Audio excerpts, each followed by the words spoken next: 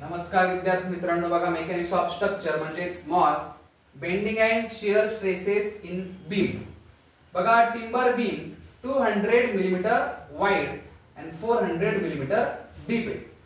It is simply supported over a span of 4 meter. It carries of a full span uniformly distributed load 19 kilonewton per meter. बघा simply supported beam आहे, त्याचा जो काही span आपल्याला त्यांनी दिलेला आहे, बघा तो स्पॅन आहे तो आहे आपल्याकडे 4 मीटरचा आणि त्याच्यावरती ओव्हरऑल तुम्हाला काय दिलेला आहे, यूडीएल आहे. तो यूडीएल तुमच्याकडे किती आहे, 19 किलो न्यूटन पर मीटर. तर बघा त्याच्यानंतर तुम्हाला इथे काय दिलेला आहे, बीम तुम्हाला दिलेला आहे 200 मिलीमीटर वाईड आणि 400 मिलीमीटर डीप आहे. तर बघा आपण अशा पद्धतीने डायग्राम काढून घेऊ. बघा असा एक रेक्टँगल आहे, बघा इथे 200 मिलीमीटर हा वाईड 200 मिलीमीटर आणि याची जी काही डेप्थ आहे, बघा ही जी डेप्थ आपल्याकडे आहे 400 मिलीमीटर. ही टोटली आपल्याकडे ही जी डेप्थ आहे आणि हा तुम्हाला ऍक्सिस जो आहे तो आहे आपल्याकडे न्यूट्रल ऍक्सिस. तर बघा आता हे जे काही गिवन आपण काढलेले आहे याच्यामध्ये लक्षात घ्या, सिम्पली सपोर्टेड बीम यूडीएल आहे, ओव्हरऑल यूडीएल आहे. बघा आपण फॉर्म्युल्यामध्ये बघितलेला होता, त्याचा फॉर्म्युला जो आपल्याकडे आहे तो आहे WL²/8. बघा WL²/8. याच्यावरून आपण मॅक्सिमम मोमेंट फाइंड आउट करू.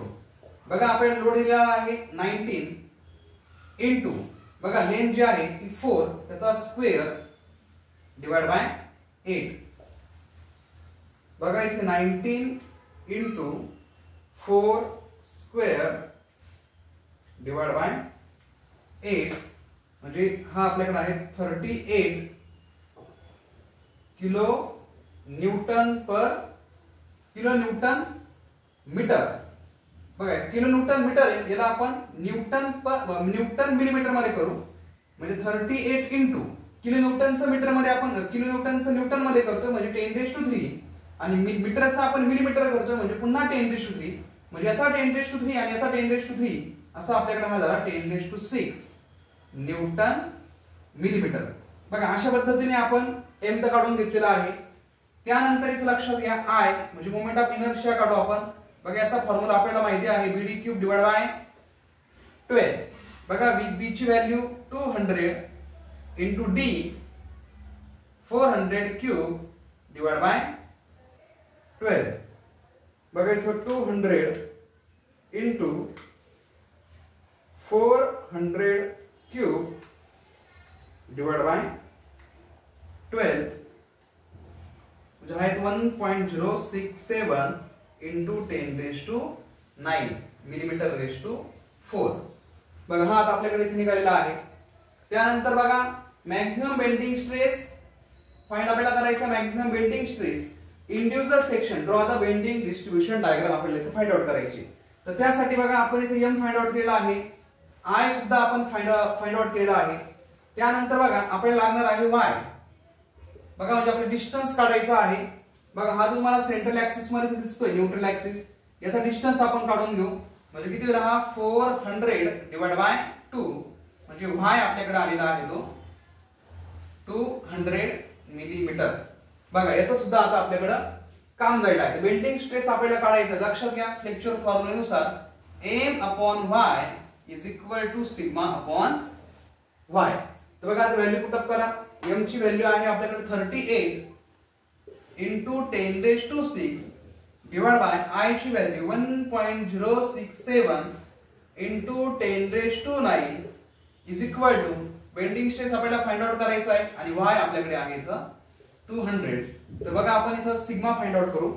इकडचं कॅल्क्युलेशन करून घ्या. 38 इंटू 10⁻6 डिवाइड बाय 1.067 इंटू 10⁻9.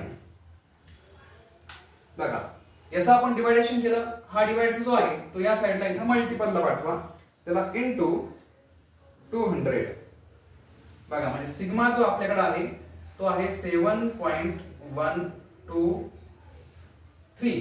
बघा सिग्माची व्हॅल्यू आपल्याकडे आली आहे 7.123 न्यूटन पर मिलीमीटर स्क्वेअर. बघा अशा पद्धतीने आपण इथे सिग्मा फाइंड आउट केला. त्याच्यानंतर बघा आता याचा जो सेंट्रॉइडची पोझिशन आहे ते आता आपण इथे असं कंटिन्यू केली.